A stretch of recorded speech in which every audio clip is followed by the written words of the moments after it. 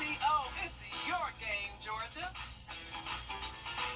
Tomorrow is the last day of May, and it looks great. We will have plenty of sunshine, staying dry for now, and also the warm temperatures. I'll have all those details coming up. Right now, on your first check of the forecast, here's meteorologist Jenna Petracci. Well, it's been a lovely day, plenty of sunshine, nice and dry, and now as we take a look at our Terry Lambert Hyundai Skyview Cam at Washington Road, looking great outside. Not much going on with the weather this week. It's been very quiet. We also have had some below average temperatures just by a tad. I'm sure it's still feeling very warm outside to you, but believe it or not, we are still 4 degrees below average. High of 85 today, and those low temperatures have been well below average. We're typically in the mid-60s to start our days, and we have been in the mid-50s, so definitely a nice change of pace there. A little bit of some fresh, cooler air in the mornings, along with the lower humidity. Right now, temperatures are in the low 60s to low 70s, 62 in Augusta, 66 in Allendale. Millen, you're at 68, 69 in Sylvania. Wrightsville at 70 degrees still, 66 in Edgefield, and 69 in Waynesboro. The dew points are all in the 50s, so this is definitely not super dry air. That would be 20s and 30s, but the dew points in the 50s is still out of the ordinary for late May and early June, so definitely some slightly refreshing air there. Winds are coming in from the east, but very, very light, all at 3 miles per hour or lower. Satellite radar not showing much going on across the CSRA and all of the two-state. We do have this cold front that's been lingering to our south, but there's no rain associated with it. All of that activity is out towards the west. So for us, we will stay pretty quiet tomorrow, clear skies throughout the day, and it's the last day of school for Saluda and Allendale counties, and it will be a beautiful day for it. Plenty of sunshine as temperatures climb into the middle 80s. As we look ahead, it's going to be a great weekend as well. Just a little bit more cloud cover on Saturday, still those cooler mornings, and then on Sunday, we'll start to see things warm up back into the 60s to start the day. More moisture around and just that slight chance of rain. Now, we'll also see some rain chances in the next week, and I'll have all those details coming up shortly, but back to you, Jenny. All right, Jenna, thank you. The Better Business Bureau of Atlanta is warning students of new scams this summer targeting recent graduates. The BBB says you may get a fake loan forgiveness email, call, or text stating that you qualify for lower payments and to pay a fee for the company's services, or a fake job posting with positions that don't exist, but ask you for your personal information and a fee for training. Con artists may also contact your parents, claiming tuition was unpaid, and ask them to wire money or pay prepaid debit cards. Students will receive an unsolicited call or unsolicited message basically saying, you know, you have unpaid tuition, and if you don't pay it immediately through the phone, your degree will get revoked. You won't ever receive a call from a government agency or a school saying that. If they communicate with you, it will most likely be through mail. Other scams include asking you to deposit money or pay the first month's rent on a fake rental agreement. A growing problem that has city leaders growing more. Aiken County seniors are celebrating the end of high school this week. Hundreds of graduates from Silver Bluff High School, Wagner Sally, and South Aiken earning their diplomas Thursday. A time to close the chapter on their high school career and enter what some students call the real world. Those we spoke to are already thinking about what's next. Nursing has always been my dream to do. I've always wanted to do nursing. My mother's done nursing, my grandmother's done nursing. Nursing's in my family. I love taking care of others. More graduations will be held tomorrow at the USC Aiken Convocation Center. Coming up, some graduating seniors receive high honors tonight. We'll have a look at the winners of the Eric J. Smalls Scholarship when your news at 11 continues. And we're staying sunny and dry all the way through the weekend. Just some slight rain chances starting Sunday night and continuing into next week. I'll have the reason why coming up. I heard you might be coming. Switch today. The Live 5/6 Skyview Network, sponsored by Terry Lambert Hyundai. Now, your most accurate forecast with WJBF Live 5/6. Good Thursday evening. I hope you had a wonderful day. It was definitely beautiful outside, plenty of sunshine, and it will be a repeat tomorrow. Overall, things are staying pretty consistent. In our Terry Lambert Hyundai Skyview Cam outside the station, looking good. A dry and clear night. Mild as well, sitting at 62 degrees. Dew points are in the middle 50s, so definitely not as humid as it could be for a late May evening. Hard hard to believe it's already almost June and temperatures aren't quite feeling like it. Right now it's still in the 60s and 70s, but when you're headed out the door tomorrow morning, we'll be in the 50s. Right now it's 62 in Augusta, 64 in Aiken, 68 in Sandersville, 70 still in Wrightsville and Barnwell, 67 in Bamberg. Here's the satellite and radar. You can see we have this cold front to our south, not causing any issues for the two-state, completely dry.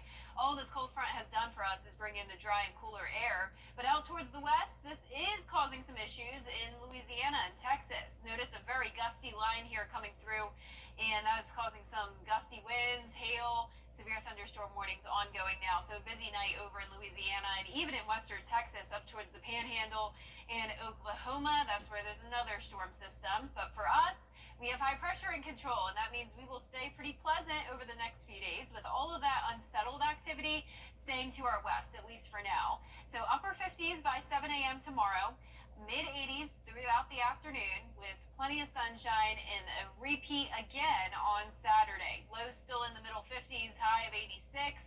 Then on Sunday, that's when we'll start to see some changes. Notice the lows go back into the 60s, humidity will be on the rise, but those high temperatures still in the mid 80s. So a couple more cool mornings, then we're back into the 60s, and by this time next week, close to 70 for those morning lows. So enjoy these cooler temperatures while they last, because once we get into the first full week of June, it will start to feel more like summertime as those highs make it into the 90s on top of the humidity on the rise. So for now, dew points down into the upper 40s even on Saturday, but we'll see mid 60s by Monday. And with that, we have some chances of rain.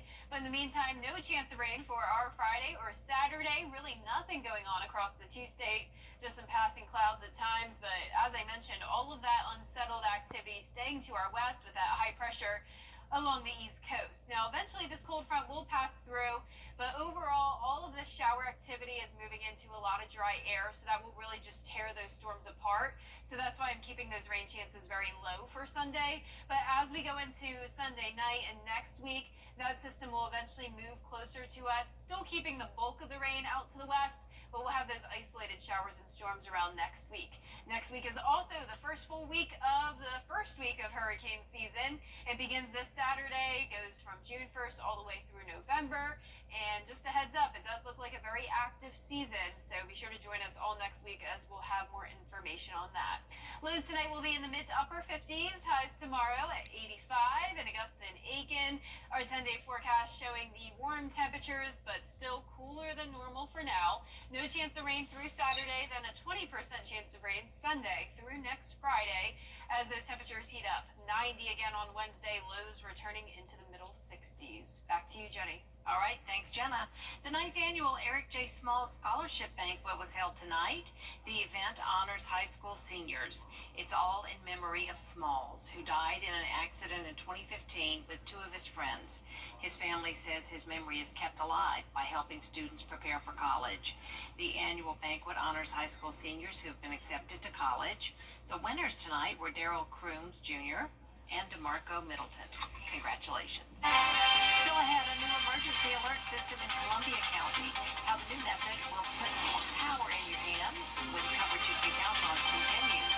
First are the winning numbers in tonight's South Carolina Lottery: 677, pick 4, 0993, Fireball 8. Ashley's Memorial Day. Centers near you.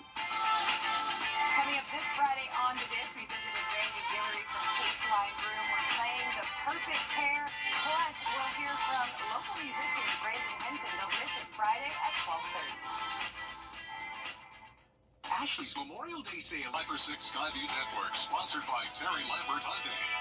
The News Channel 6 mobile app is now even better. Download it today.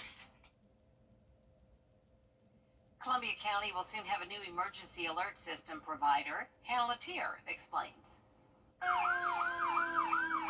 The county's public safety agencies, along with the traffic engineering and water utilities departments, are going from the Code Red system to HyperReach. We ran into some issues with the previous system, and so we thought it was time. They say the HyperReach system is customizable and more cost-effective. We can send it to a specific address, location, map it in on the map if it's just a specific geographical area that's being affected. People People can put in their addresses and sign up to receive emergency or non-emergency calls, texts, and emails. Not only is it just emergency and non-emergency, you also get weather alerts that are disseminated out through the National Weather Service. And having more than one means of receiving those notices is beneficial to everybody. There are many types of alerts they can send out. Severe thunderstorm, flood warning, hurricane warning, and flash flood warning. If a water main break happens in your neighborhood, you wake up, you don't get that message. In emergency situations when they don't have time to notify residents by door to door or whatnot. And you don't have to worry about loved ones not being in the know. When you do go to the sign-up page, you can add more than one phone number to that street address. So let's say if it's for you, your spouse, your children, or any other family members living with you, if you want to put one number, two numbers, three numbers, four. In Columbia County, Hannah Latier, WJBF News Channel 6. Coming up, a local pro is set to host his annual junior golf tournament. And we'll get you ready for a busy Friday of college baseball as the road to the College World Series begins. Sports is in. At Lionel Smith Limited, always choose the way. But you can choose your weather app. Go with the most accurate and most trusted. The Live Fighter 6 mobile app. Download it today. Now, WJBF sports coverage you can count on. The road to the College World Series in Omaha, Nebraska begins on Friday for the 64 teams in the NCAA tournament. 16 regionals taking place across the country, and a couple of our regional teams are featured. In the Athens Regional, the top-ranked Georgia Bulldogs will face number 4 Army on Friday night, and first pitch will be at 1 p.m. It's a double elimination, and head coach Wes Johnson says to keep the pressure low, they're looking at this matchup as just another league weekend. We've got, as all the regionals are, they're tough. I mean, you look at Army, who we have tomorrow, and that's really all we've been locked in on. But they can really pitch. They're very, very sound defensively. They got some guys with some power, and then they got some guys who can run and steal bases. So, it's another league weekend is the way we're looking at it. In Clemson, the Tigers will host at Doug Kingsmore Stadium, beginning with their 7 p.m. opener against High Point, the Big South champs. Meanwhile, South Carolina is on the road in Raleigh in the NC State Regional, beginning with a 2 p.m. showdown against James Madison. Both coaches say their team is ready for this opportunity. Honestly, we've just kind of kept our approach the same as it's been all year, because seizing that opportunity started back in August. And so this has been a very methodical, consistent approach with this team. So this was nothing new added on to this week. This is just the next segment of our season. At the end of the day, we showed the country last week what we're capable of doing when we're playing the way we can play. I think what we showed is that we can take a punch and we can keep moving forward. And when we get on a run, we're pretty darn good.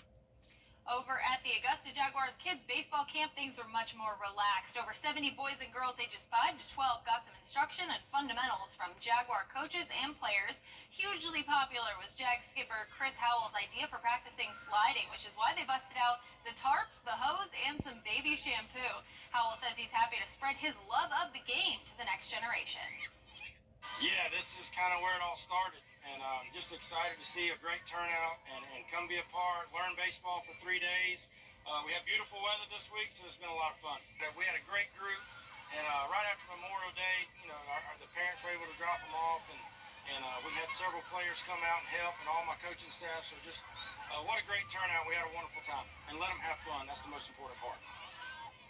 A great time for the kids. The Jags will host a prospective player camp in July. College football season will be here before we know it, and on Thursday it was announced that the Georgia Tech game will be played on Black Friday, November 29th, and aired on ABC. That means you can catch all the excitement from inside Sanford Stadium right here on WJBF. Kickoff will be at 7:30. In the golf world, former Augusta University golfer Jake Amos was named the head golf coach at LSU. Amos and the Jags won the 2010 NCAA Division III Men's Golf Championship, marking their first title in program history. Since then, he's had a lot of success coaching for multiple programs. A huge congrats to Jake Amos, the new head golf coach at LSU. Local pro golfer Vaughn Taylor is once again hosting his junior golf tournament, the Vaughn Taylor Championship. It's the second year in a row the tournament will be held at Bartram Trail, and this year it will be from June 11th through the 13th. 78 boys and girls girls from across the country will compete, and for Taylor, who has 8 pro wins and played in a Ryder Cup, he says it's all about giving back to the game that has given him so much. He also has some advice for the next generation of junior golfers. You know, most importantly, you gotta have fun, have a good time with it. It is a game, and at the same time, you know, to be competitive and get somewhere in the game, you gotta really work hard. You gotta put the time in, on and off the golf course, and you know, if you can do that, have a good time with it, all at the same time, you know, the future is wide open for you. As for his future, Taylor hopes to be back healthy enough to start practicing maybe by the end of the summer and return to pro golf next year. And speaking of pro golf, the first round of the RBC Canadian Open featured David Skins at the top with a 1-stroke lead at 8 under. Sean O'Hare and Sam Burns are tied for second, with Robert McIntyre rounding out the top 4, just 2 shots off the lead. Finally, Rory McIlroy is tied for 6th, along with 5 other golfers, and it's a close race with 10 golfers all within 4 shots of the lead. Should be an exciting tournament. We'll definitely be keeping an eye on the RBC Canadian Open throughout the weekend. And that does it for sports.